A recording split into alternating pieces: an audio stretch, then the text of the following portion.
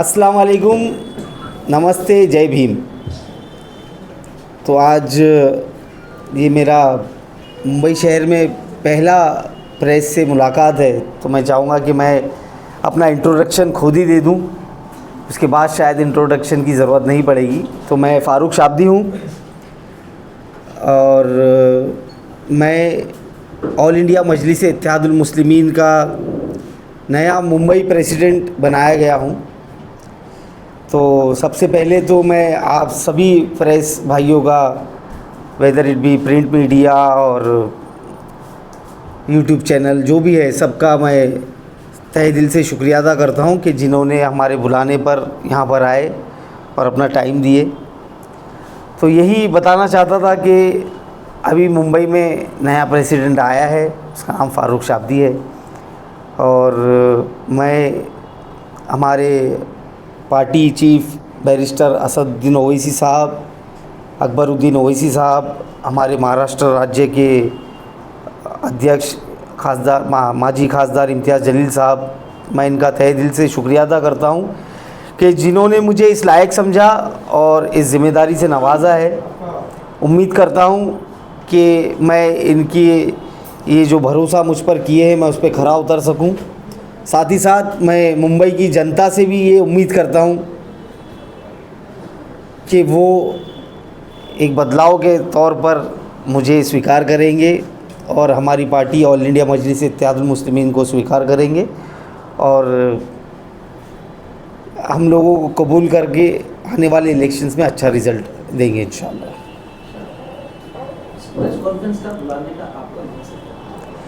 इस press conference बुलाने का मकसद तो पहले मेरा इंट्रोडक्शन था। मैं चाहता था कि मैं आप भाइयों से मिलूं जिनकी कलम में इतनी ताकत है कि रातें रात वो शख्सियत बदल सकते हैं। तो मैं आप लोगों को जानने के लिए मैंने इस प्रेस कॉन्फ्रेंस रखा। तो काफ़ी अच्छा एक्सपीरियंस रहा, सब लोगों से मेरी मुलाकात हुई, नामी गिरामी प्रिंट मीडिया वाले और टीवी वाले भी यहाँ पर आए हुए हैं, तो मैं उनसे मिलना चाहता था।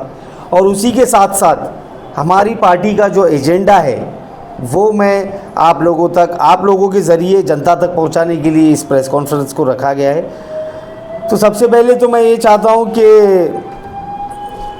मैं आप लोग के माध्यम से तमाम मेरे मुंबईकरों से ये अपील करना चाहता हूँ कि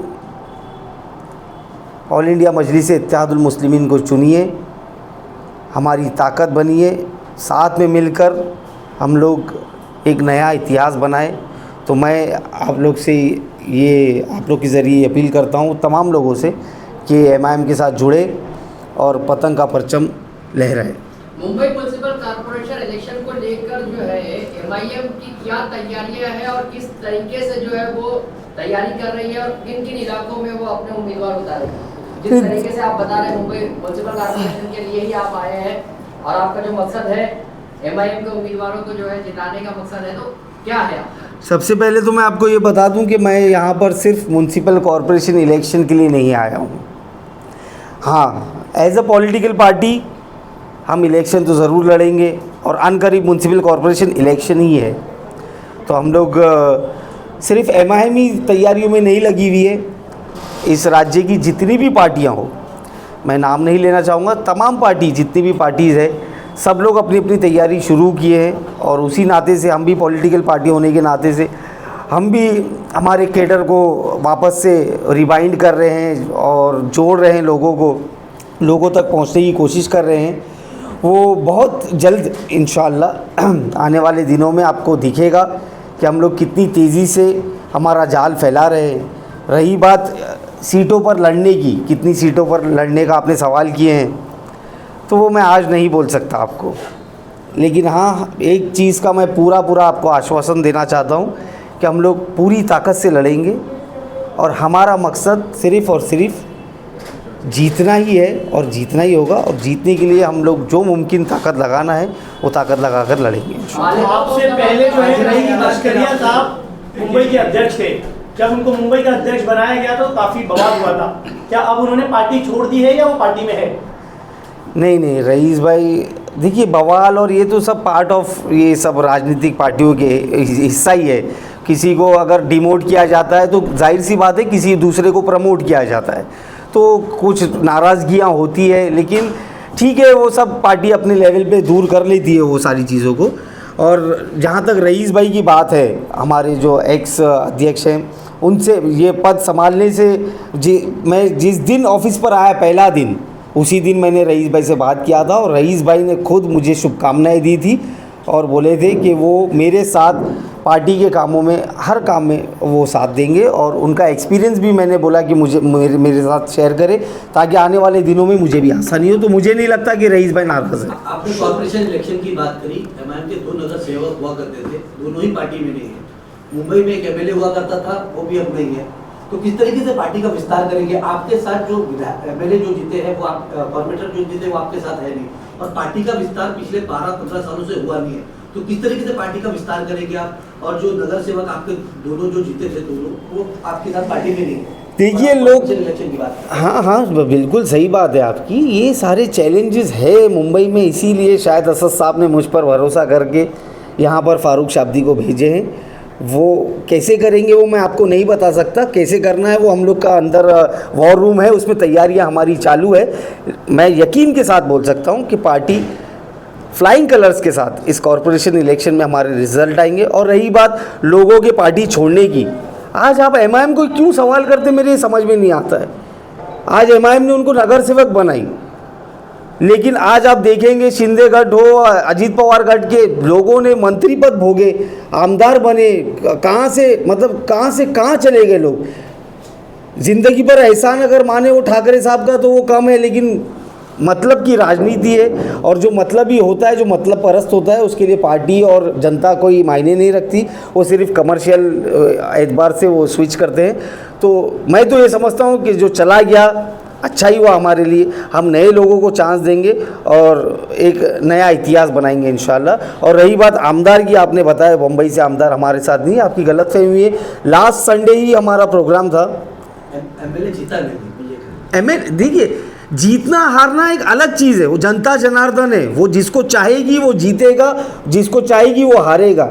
एज अ पॉलिटिकल पार्टी लड़ना हमारा काम है और वो हम लड़ते रहेंगे। और उम्मीद मेरी ये है मुंबई की जनता से कि वो फारूक शाब्दी को नाउम्मीद नहीं करेगी इंशाल्लाह। सवाल इसी से जुड़ा हुआ है, आप शोलापुर के भी सदर है, मुंबई में एडिशनल चार्ज मिला है जी। तो क्या मुंबई में कोई एमआईएम को ऐसा चेहरा ना मिला कि मुंबई का सदर बना सके? क्योंकि इतनी बड़ी आर्थिक राजधानी है और एमआईएम में कोई ऐसा चेहरा नहीं कि सदर बना सके। आपको शोलापुर से यहाँ पर डिपोर्ट किया गया और दोनों जगह की सदारत आप संभाल रहे हैं। कुछ तो देखे होंगे असद साहब ने मेरे अंदर, जब ही मुझे इतनी बड़ी, आपको आपकी शायद नॉलेज और मैं बढ़ा दूँ आपकी। मुंबई और सोलापुर के साथ साथ मेरे ऊपर महाराष्ट्र के कार्य अध्यक्ष की भी जिम्मेदारी है। तो साहब को मालूम है कि फारूक शाब्दी दिखने में छोटा है, लेकिन वज़न कितना उठा सकता है वो शायद उनको पता होगा, इसीलिए इतनी बड़ी जिम्मेदारी दी है। और मैं ये साहब का जो विश्वास है, मुंबई में आपके पास कोई ऐसा चेहरा नहीं था कि एमआईएम की सदारत कर सकते हैं, आपका कहना ये है? और कॉर्पोरेशन इलेक्शन के साथ नहीं, देखिए बम्बई में कोई ऐसा चेहरा नहीं था, वो बोलना बम्बई वालों के साथ मतलब वो नाइंसाफ़ी होगी। बम्बई में बहुत एलिजिबल लोग हैं, लेकिन ये पार्टी आला कमान डिसाइड करती है कि किसको कहाँ देना है। और मेरा नाता बम्बई से कोई नया नहीं है, मैं भी, मेरा कारोबार वगैरह सारी चीज़ें बम्बई में ही है। मैं लकीली कामा एंड अल्बलेस हॉस्पिटल जो है उसी में पैदा हुआ हूँ, मेरी पैदाइश जो है बम्बई की है, तो मैं बम्बई के लिए नया नहीं हूँ। तो वही सब सारी चीज़ों को सोचते हुए सदर साहब ने मुझे जिम्मेदारी दी होंगे, और सदर साहब जो जिम्मेदारी मुझे देंगे वो और एडिशनल चार्ज मुझे दे, मैं वो भी लेने तैयार हूँ और वो भी काम करने तैयार हूँ इंशाल्लाह। मालेगांव बंदरगाह का फैसला आया है, उसको थोड़ा मालेगांव पे बाद में आते, पहले थोड़ा ये लोकल इलेक्शन पार्टी लाइन में पूछ लेता हूँ मैं आपसे जी। पार्टी लाइन में सिर्फ ये कहा जाता है कि जब चुनाव होता है तब एमआईएम नजर आती है, हाँ, चुनाव के बाद एमआईएम नजर नहीं आती। आपके चाहे नगर सेवक जो चुनाव लड़ते हैं, चाहे एमएलए चुनाव लड़ते हैं, पार्टी में चुनाव लड़ने के बाद वो चेहरे दिखते नहीं है। ऐसा क्यों? क्योंकि पिछले 15 सालों से पार्टी यहाँ पर मुंबई में काम कर रही है, लेकिन कोई ऐसे चेहरे नहीं है जो एमएलए लड़े और कॉर्पोरेशन लड़े और आपके साथ हो। लास्ट इलेक्शन में 50 कॉर्पोरेटर नगर सेवक लड़े थे, लेकिन एक भी आपके साथ नहीं है। एमएलए लड़े, वो भी आपके साथ नहीं है। ऐसा क्यों? एमआईएम के साथ क्यों ऐसा? अब इसको बदकिस्मती बोल दो हमारी, लेकिन शायद कहीं ना कहीं लैप्स ऑफ कैप्टनशिप भी बोल सकते हैं इसको। तो उसी को दूर करने के लिए मैं बार बार यही बोलूँगा कि शायद वो सारी गलतियों को सुधारने के लिए और सारी खामियों को सही करने के लिए हमारे सदर बैरिस्टर असदुद्दीन ओवैसी साहब ने ये जिम्मेदारी फ़ारूक शाब्दी पर दी है और जो भी खामियां थी फ़ारूक शाब्दी बड़ी जिम्मेदारी के साथ और कॉन्फिडेंट के साथ बोल रहा है कि सारी खामियों को दूर करेगा और पार्टी इलेक्शन हो या ना हो आप लोगों के बीच में, जनता के बीच में ज़रूर दिखेगी। एमआईएम के आपके समर्थक शोलापुर के, उनका एक वीडियो बड़ा वायरल हो रहा है। उनका ऐसा इल्जाम है कि आपकी राजनीति को बर्बाद किया गया है, बम्बई में लेकर आके इम्तियाज जलील ने आपको फंसाया है।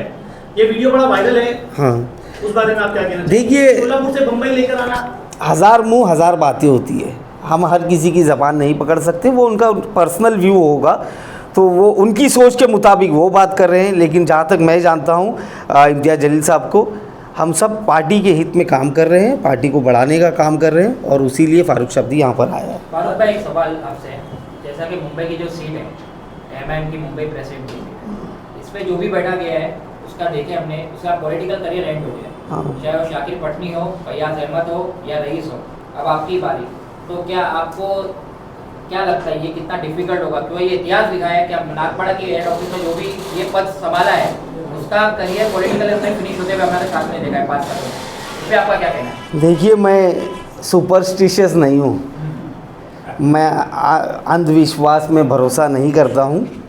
अभी आपने बोले कि इतिहास लिखा है, तो जो भी बैठे थे उनका पॉलिटिकल करियर ख़त्म हो गया। हो सकता है मैं बैठा हूँ, मेरा शुरू हो जाए, तो ये भी इतिहास बनेगा इंशाल्लाह कि जो इस कुर्सी पे बैठा उसका करियर शुरू हो गया और ये भी एक हिस्ट्री होने वाली है इंशाल्लाह। तो ठीक है, मैं ये समझता हूँ कि मेरे पीछे मेरे माँ बाप की दुआ है, मेरा बुरा कभी नहीं हो सकता इंशाल्लाह। सर ये बताइए, मालिक महाराष्ट्र में एमआईएम ने नांदेड़ से शुरुआत करी, नांदेड़ में सीट जीती थी 7 सीट, लेकिन एमआईएम ने उसके बाद पूरे महाराष्ट्र में कॉर्पोरेशन भी जीती, एमएलए का चुनाव भी जीती। लेकिन एमआईएम के साथ ये है कि वो रिपीट नहीं कर पाए। पूरे महाराष्ट्र की बात कर रहा हूँ कि जहाँ पर एमएलए जीते वापस रिपीट नहीं जीते, जहाँ नगर सेवक जीते फिर नहीं जीते। तो जनता पहली मरतबा चुनती है, दूसरी मरतबा आपको नकार देती है और आपके ऊपर लगातार ये इल्जाम लगता है कि आप जो चुनाव लड़ रहे हैं ये कहीं ना कहीं डिवीजन ऑफ वोट के लिए लड़ते हैं। ऐसा क्यों? नहीं, देखिए, हमारे चुनाव लड़ने से जाहिर सी बात है कि किसी ना किसी को तो नुकसान होगा। एमआईएम चुनाव लड़ रही है तो नए वोटर तो आएंगे नहीं, किसी ना किसी की वोट बैंक को डेंट लगना ज़रूरी है, तो उसमें हम कुछ नहीं कर सकते। हम हमारी राजनीति ज़रूर करेंगे। अब सामने वाला चाहे जो बोलना चाहे बोले, हमको बी टीम बोले या वो बोले कि हमारे आने से वो हार गया या वो जीत गया, हम लोग उन सारी चीज़ों से बहुत ऊपर आ चुके हैं।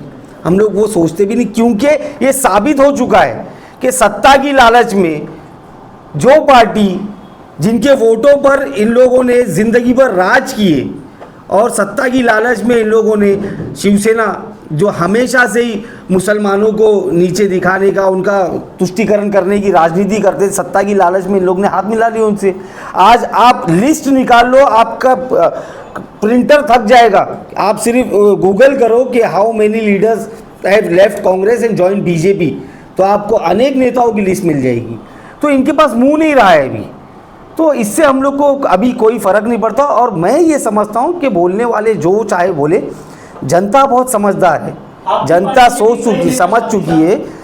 समझ चुकी है कि हमारे मुद्दों को अगर संसद में उठाता है तो सिर्फ बैरिस्टर असदुद्दीन ओवैसी साहब है। चाहे वो हमारे वफ़ का मुद्दा हो, अजान का मुद्दा हो, हिजाब का मुद्दा हो, बीफ का मुद्दा हो, मॉब लिंचिंग का मुद्दा हो, ऐसे अनेक मुद्दे जो बेबाकी के साथ उठाते हैं तो वो ओवैसी साहब है। और अगर उनकी टीम नीचे भी ऐसी बनी, अगर आपका भाई विधानसभा चला गया तो ऑन हिज फुटस्टेप्स हम भी सेम आवाज़ें उठाएंगे। दूसरे सवाल का शाब्दी साहब, आपकी पार्टी के भी कई विधायक ने पार्टी छोड़ी है। जैसे बिहार के अंदर हमने देखा अख्तरुल ईमान की क़यादत में 4 और आमदार जीत कर आए थे, टोटल वहाँ पर 5 एमएलए थे, वो चारों चले गए। आपके जो धुले के एमएलए इस बार चुनाव हार गए, वो अजीत पवार गुट में चले गए। तो आपकी पार्टी का भी इसी तरीके का स्टैंड रहा है, हैदराबाद को छोड़कर बाकी जहाँ पार्टी ग्रोथ कर रही है, जीतने के बाद अगला चुनाव हार जाती है तो किसी और पार्टी में चले जाते हैं। देखिए, अच्छे हाईवे पे जाने से पहले ना ख़राब रास्ता आता है, स्पीड ब्रेकर आते, खड्डे आते, तो अभी हम लोग वो ख़राब रास्ते से गुजर रहे। हमारा भी एक्सप्रेस वे आएगा और जो भी पार्टी छोड़ के गए, मैं तो उनको भी शुभकामनाएं देता हूं। मैं अल्लाह से दुआ करता हूं कि उनका भी पॉलिटिकल करियर अच्छा सर, हो। वो सवाल का जवाब दे दिया आपने। महाराष्ट्र की जनता आपको एक मरतबा चुनती है, दोबारा नकार देती है, ऐसा क्यों? देखिए, ये राजनीति है, ये पॉलिटिक्स है और हर इलेक्शन का समीकरण चेंज होता है। आप 2014 के इलेक्शन को 2019 के हिसाब से नहीं आंक सकते, 2019 के 24 के हिसाब से नहीं कर सकते। जो वो पार्टी में होते हैं बाद में 5 साल के बाद दूसरी पार्टी में आ जाते। 2024 के इलेक्शन में तो समझ ही नहीं आया।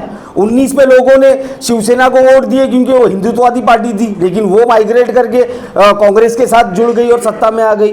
2024 के इलेक्शन में तो लोगों को समझ में नहीं आया कि कौन सी शिवसेना को वोट देना है, कौन सी राष्ट्रवादी को वोट देना है। तो हर इलेक्शन का सिनारियो अलग अलग होता है। तो इसमें वोटों का जो डिवीज़न है, जो सामने उम्मीदवार है, जो पार्टी की स्ट्रेंथ है, वो सारी चीज़ों को कंसिडर करके ही रिजल्ट निकलते हैं। तो हो सकता है कि इन चुनावों में हमारे लिए कारगर स्थिति नहीं थी और हमारे फेवर में इतने अच्छे रिजल्ट्स नहीं हैं, बट इसका मतलब ये नहीं है कि हम लड़ना छोड़ दें। हम लड़ेंगे, ज़रूर लड़ेंगे और पूरी ताकत से लड़ेंगे। आवाम और मजलिस के चाहने वालों भाई एक मिनट, फारूक भाई आखिरी सवाल आपसे मेरे। जैसा कि देखा गया है अहमद बलाला, बराबर, इससे पहले जब इलेक्शन हुआ था बीएमसी कॉर्पोरेशन, अभी 3.5 साल का डिले हो गया, इससे पहले ये ऑफिस थी, हम लोग यहाँ थे, अहमद बलाला साहब आए थे, काफ़ी आरोप लगे थे। पहली बार तो ऑब्जर्वर होते हैदराबाद से, इधर उनके आने के बाद इधर इनको जो टीम से थे, उनके जो करीबी माने जाते हैं, उनको क्या कौन सा ग्राउंड रिपोर्ट देते पता नहीं, या कई उम्मीदवार थे उस टाइम भी ऐसे आरोप लगे कि उनसे डिमांड की गई थी, किसी से 20 लाख, किसी से 25 लाख, ऐसे कुछ लोग को मैं पर्सनली भी जानता हूँ जो खुद बोलते हैं कि हाँ भाई हमसे पैसा मांगा गया था।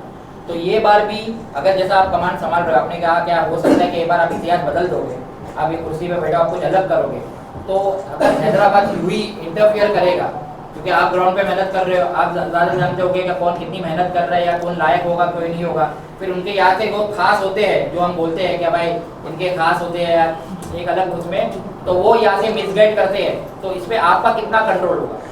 नहीं, देखिए, सबसे पहले तो बलाला साहब पार्टी के वरिष्ठ लीडर हैं और वो एमएलए हैं हैदराबाद कॉन्स्टिट्यूंसी के, उनका आदर है और वो शायद मुंबई के ऑब्जर्वर भी हैं, तो इज़ वेलकम कभी पर भी। लेकिन जैसे आपके आरोप आपने जो लोगों से सुने हो, तो उसमें कितनी सच्चाई है कितना झूठ है मुझे तो पता नहीं है। लेकिन मैं जब ज्वाइन किया हूँ ये पार्टी, तो मेरी पहली शर्त यही थी कि ज़ीरो इंटरफियरेंस पॉलिसी अगर है तो फारूक शाब्दी ये ओहदा लेगा। और साहब ने भी बोले कि पार्टी जो चलेगी एज़ पर प्रोटोकॉल चलेगी, वो फारूक शाब्दी का खास हो या बलाला साहब का खास हो, वो मायने नहीं रखता है।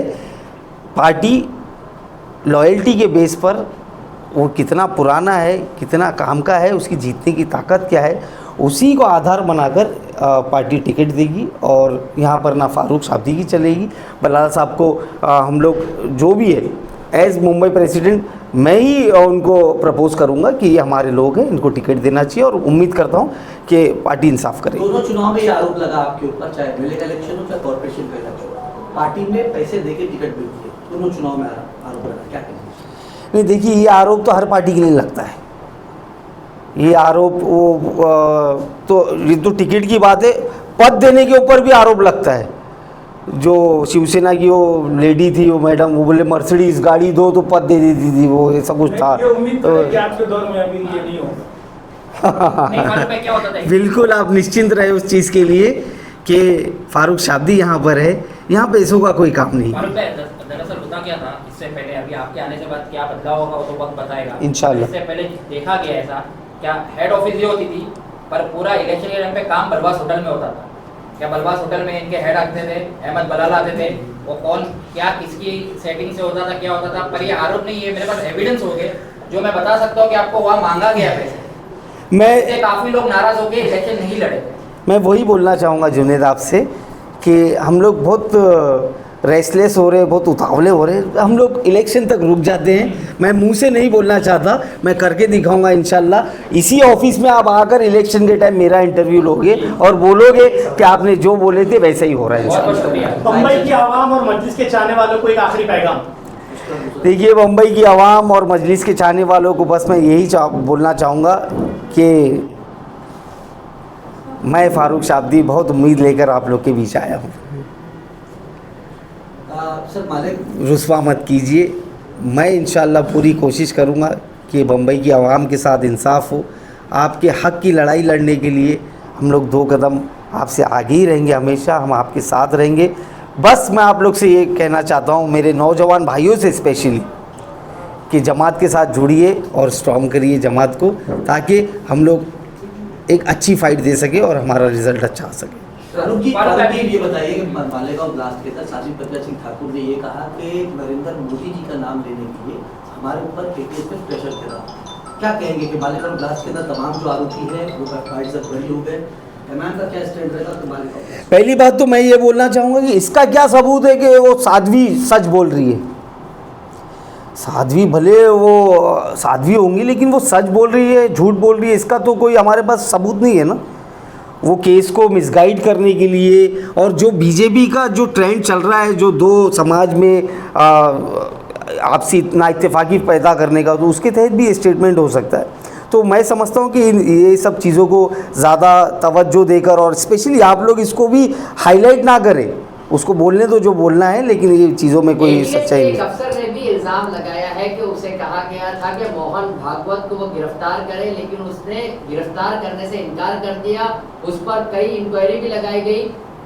उसका नाम जो है महबूब मुजावर है।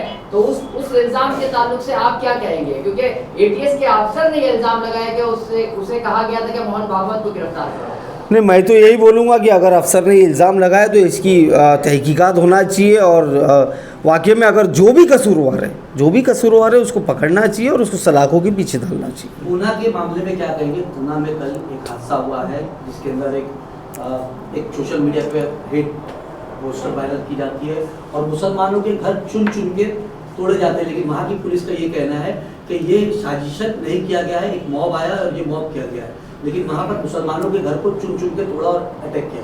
नहीं, देखिए ये और आप मीरा रोड में थोड़े दिन पहले ऐसी हुआ था। सब मीरा रोड ही नहीं, आज हमारे अक्कलकोट में, हाँ आज हमारे अक्कलकोट में भी यही सब मसले हैं। तो मैं बस ये हमारे लिए एक आई ओपनर है। ये हम लोगों को ये सारी चीज़ें देख के, इनकी हरकतों को देखकर हमको ये समझना चाहिए कि ये लोग किस हद तक गिर सकते हैं अपनी राजनीति को चमकाने के लिए। तो ये ज़बरदस्ती का इनके ही लोग सोशल मीडिया पर कुछ भी किसी के भी महापुरुष के बारे में अनाप शनाप लिखते हैं, और ये लोग आप हिंदू मुस्लिम तेड़ निर्माण करते हैं। तो ये मैं समझता हूँ कि अल्लाह ने हमको ये दिखाया है।